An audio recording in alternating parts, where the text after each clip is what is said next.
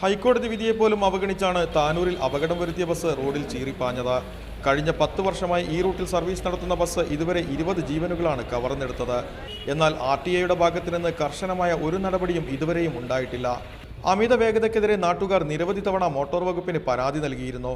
എന്നാൽ ബസ് ഉടമകൾക്ക് അനുകൂലമായ സമീപനമാണ് ഇവരുടെ ഭാഗത്തു നിന്നുണ്ടായത്. പിന്നീടാണ് നാട്ടുകാർ ഹൈക്കോടതിയെ സമീപിച്ചത്. പെർമിറ്റിൽ കൃത്രിമം കാട്ടിയാണ് സ്റ്റാൻഡുകളിൽ കയറാതെ അമിത വേഗതയിൽ ഓട്ടം നടത്തുന്നത് എന്ന് കോടതി കണ്ടെത്തിയിരുന്നു.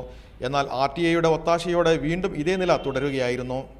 സാധാരണ വാഹനങ്ങൾക്ക് പോലും കോഴിക്കോട് നിന്നും തിരൂരിലെത്താൻ 1.5 മണിക്കൂർ വേണം. എന്നാൽ അപകടം വരുത്തിയ ATA ബസ്സിന് അനുവദിച്ചത് 1 മണിക്കൂർ 17 മിനിറ്റാണ്. എന്നാൽ വെറും 55 മിനിറ്റ് കൊണ്ടാണ് ഈ ബസ് ഓട്ടം പൂർത്തിയാക്കിയിരുന്നത്. ഈ റൂട്ടിൽ അധികം സ്പീഡാണ്. ഏറ്റവും സ്പീഡ് ഓടുന്ന ബസ് ഉണ്ടെങ്കിൽ ATA ബസ്സാണ്. എത്രയോ ആളുകളെ മരണത്തിനിടയാക്കിയ ബസ്സാണ് ഈ ATA ബസ്. കടലുണ്ടി തീവണ്ടി ദുരന്തമുണ്ടായപ്പോഴാണ് രാവിലെയും രാത്രിയുമായി 2 സർവീസ് അധികം നടത്താൻ ബസ്സിന് താൽക്കാലിക പെർമിറ്റ് നൽകിയത്.